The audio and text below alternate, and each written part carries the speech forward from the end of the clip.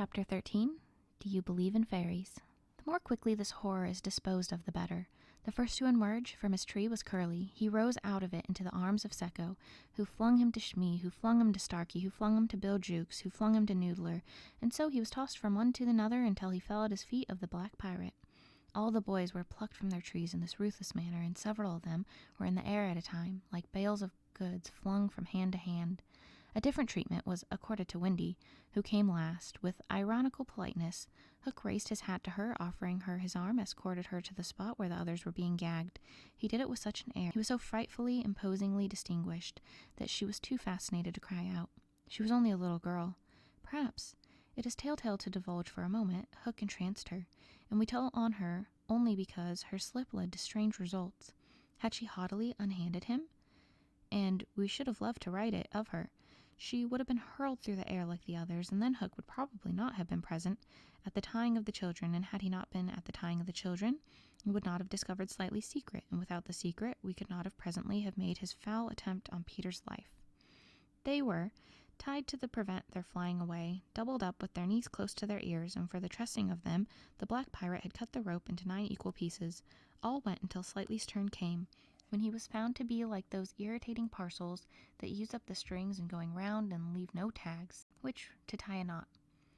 The pirates kicked him in rage, just as you kick the parcel, and strange to say it was Hook who told them to belay their violence. His lip was curled with malicious triumph, while the dogs were merely sweating because every time they tried to pack the unhappy lad tight in one part, he bulged out in another. Hook's mastermind had gone far beneath Slightly's surface, probably not for the effects but for causes. His exultation showed that he had found them. Slightly white to the gills, knew that Hook had surprised his secret, which was this, that no boy, so blown out, could use a tree wherein an average man need a stick.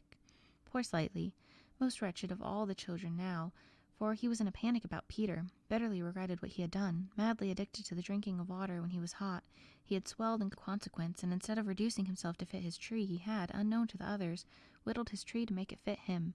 Sufficient of this, Hook guessed to persuade him that Peter at last lay at his mercy, but no word of the dark design that now formed in the subterranean caverns of his mind crossed his lips. He merely sighed that the captives were to be conveyed to the ship, and that he would be alone. How to convey them? Hunched up in their ropes, they might indeed be rolled down a hill like barrels, but most of the way lay through a morass. Again, Hook's genius surmounted difficulties. He indicated that the little house must be used as a conveyance. The children were flung into it. Forced out pirates raised it on their shoulders. The others fell in behind, and singing the hateful pirate chorus, the strange procession set off through the wood. I don't know whether any of the children were crying. If so, the singing drowned the sound. But as the little house disappeared into the forest, a brave, though tiny jet of smoke issued from the chimney as if defying Hook. Hook saw it, and it did Peter a bad service. It dried up any tickle of pity for him that may have remained in the pirate's infuriated breast. The first thing he did on finding himself alone in the fast-falling night was to tiptoe Slightly's tree and make sure that it provided him with a passage.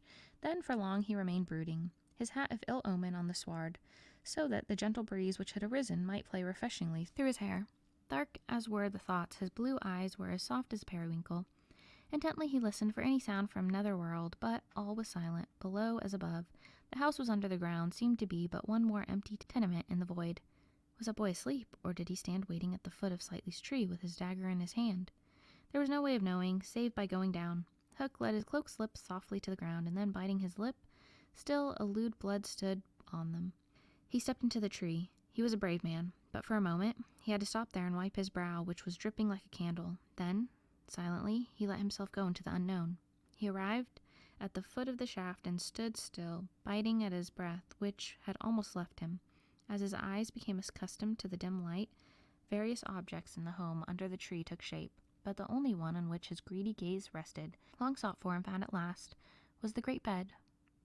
On the bed lay Peter, fast asleep. Unaware of the tragedy being enacted above, Peter had continued for a little time after the children left to play gaily on his pipes, no doubt rather a forlorn attempt to prove himself that he did not care. Then he decided not to take his medicine, so as to grieve Wendy. Then he lay down on the bed outside of the coverlet to vex her more, for she had always tucked them inside, because you never know that you may not grow chilly at the turn of the night. Then he nearly cried, but it struck him how indignant she would be if he laughed instead, so he laughed a haughty laugh and fell asleep in the middle of it. Sometimes, though, not often, he had dreams, and they were more painful than the dreams of the other boys. For hours he could not be separated from these dreams. Though he wailed piteously in them, they had to do, I think, with the riddle of his existence. At such times it had been Wendy's custom to take him out of bed and sit with him on her lap, soothing him in dear ways, her own invention, when he grew calmer, to put him back in bed before he quite woke up, so that he should not know of the indignity to which she had subjected him. But on this occasion he had fallen at once into a dreamless sleep. One arm dropped over the edge of the bed, one leg was arched, and the unfinished part of his laugh was stretched out on his mouth, which was open, showing the little pearls. Thus defenseless, Hook found him. He stood silent at the foot of the tree, looking across the chamber at his enemy. Did no feeling of compassion disturb his somber beast? The man was not wholly evil. He loved flowers, I have been told, and sweet music. He was himself no mean performer of the harpsichord, and, let it be frankly admitted, the idyllic nature of the scene stirred him profoundly. Mastered by his better self, he would have returned reluctantly up the tree, but for one thing. What stayed him was Peter's impertinent appearance as he slept. The open mouth, the drooping arm, the arched knee. There was such a personification of cockiness as, taken together, will never again, one may hope, be presented to the eyes so sensitive to their offensiveness. They steeled Hook's heart, and his rage had broken him into 100 pieces. Every one of them would be disregarded the incident, and leapt at the sleeper. Though a light from the one lamp shone dimly on the bed, Hook stood up in the darkness himself, and at the first deathly step forward, he discovered an obstacle. The door of Slightly's tree, it did not entirely fill the aperture, and he had been looking over it. Feeling for the catch, he found to his fury that it was low down, beyond his reach. To his disordered brain, it seemed that there was an irritating quality in Peter's face and figure visibly increased, and he rattled the door and flung himself against it. Was his enemy to escape him after all? But what was that? The red in his eye had caught sight of Peter's medicine standing on a ledge within its easy reach. He fathomed what it was straight away, and immediately knew that the sleeper was in his power, lest he should be taken alive. Hook always carried about his person a dreadful drug, blended by himself of all the death-dealing rings that had come into his possession.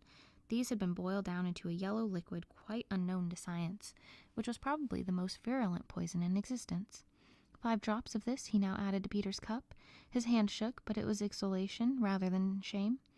As he did, it avoided the glancing at the sleeper, but lest pity should unnerve him, merely to avoid spilling. Then one long gloating look he cast upon his victim, and turning, wormed his way with difficulty up the tree. As he emerged at the top, he looked at the very spirit of the evil being from its hole. Donning his hat at a most rakish angle, he wound his cloak around him, holding one end in front of it as if to conceal his person from the night, of which it was the blackest part, and muttering strangely to himself, stole away through the trees. Peter slept on. The light guttered and went out, leaving the tenement in darkness, but still he was asleep.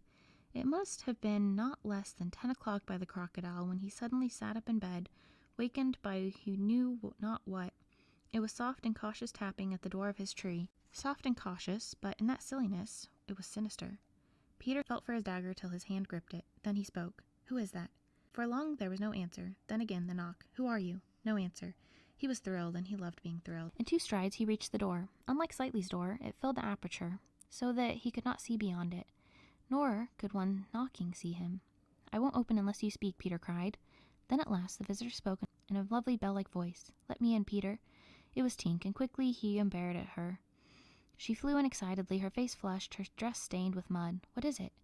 "Oh, you can never guess," she cried, and offered him 3 guesses. "Out with it," he shouted, and in one ungrammatical sentence as long as ribbons that conjurers pull from their mouths, she told of the capture of Wendy and the boys. Peter's heart bobbed up and down as he listened.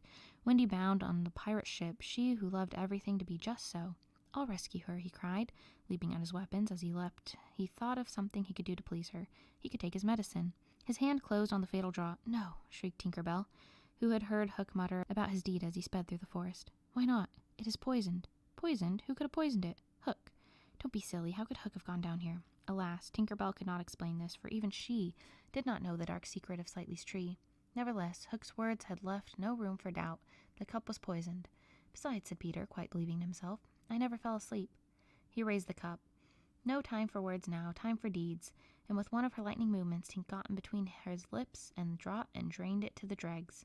"Why, Tink, how dare you drink my medicine?" But she did not answer. Already she was reeling in the air. "What is the matter with you?" cried Peter, suddenly afraid. It was poison, Peter, she told him softly, and now I am going to be dead. Oh, Tink, did you drink it to save me? Yes. But why, Tink? Her wings would scarcely carry her now, but in reply she alighted on the shoulder and gave his nose a loving bite. She whispered in his ear, "You silly," and then tottering to her chamber, lay down on the bed. His head almost filled the fourth wall of her little room as he knelt near her in distress. Every moment her light was growing fainter, and he knew that if it went out, she would be no more. She liked his tears so much that she put out her beautiful finger and let them run over it. Her voice was so low that at first he could not make out what she said. Then he made it out. She was saying that she thought she could get well again if children believed in fairies. Peter flung out his arms. There were no children there, and it was night time, but he addressed all who might be dreaming of Neverland, and who were, therefore, nearer to him than you think. Boys and girls in their nighties, and in their baskets hung from trees. "Do you believe?" he cried. Tink sat up in bed almost briskly to listen to her fate. She fancied she heard answers in the affirmative, and then, again, she wasn't sure. "What do you think?" she asked Peter. "If you believe," he shouted to them, "clap your hands. Don't let Tink die." Many clapped. Some didn't. A few beasts hissed. The clapping stopped suddenly, as if countless mothers had rushed to their nurseries to see what on earth was happening. But already Tink was saved. First her voice grew strong, then she popped out of bed, then she was flashing through the room, more merry and impudent than ever. She never thought of thanking those who believed, but she would like to get at the ones who had hissed. And now to rescue Wendy. The moon was riding in a cloudy heaven when Peter rose from the tree, with weapons and wearing little else, to set out upon his perilous quest. It was not such a night as he would have chosen. He had hoped to fly, keeping not far from the ground so that nothing unwanted should escape his eyes. But in that fitful light, to have flown low would have meant trailing his shadow through the trees, thus disturbing birds and acquainting a watchful foe that he was astir. He regretted now that he had given the birds of the island such strange names that they are very wild and difficult of approach. There was no other course but to press forward in redskin fashion, as which happily he was an adept. But in what direction? For he could not be sure that the children had been taken by the ship. A light fall of snow had obliterated all footmarks, and deathly silence pervaded the island, as if for the space nature stood still in horror and recent carnage. He had taught the children of something of the forest lore that he had learned himself from Tiger Lily and Tinker Bell, and knew that in their dire hour they were not likely to forget it. Slightly, if he had an opportunity, would blaze the trees, for instance. Curly would drop seeds, and Wendy would leave her handkerchief at some important place. The morning was needed to search for such guidance, and he could not wait. The upper world had called him, but would give no help. The crocodile passed him, but not another living thing, not a sound, not a movement, and yet knew well that sudden death might be at the next tree, or stalking him from behind. He swore this terrible oath. Hook or me this time. Now he crawled forward like a snake, and again he darted across the space of which the moonlight played. One finger on his lip, and his dagger ready. He was frightfully happy.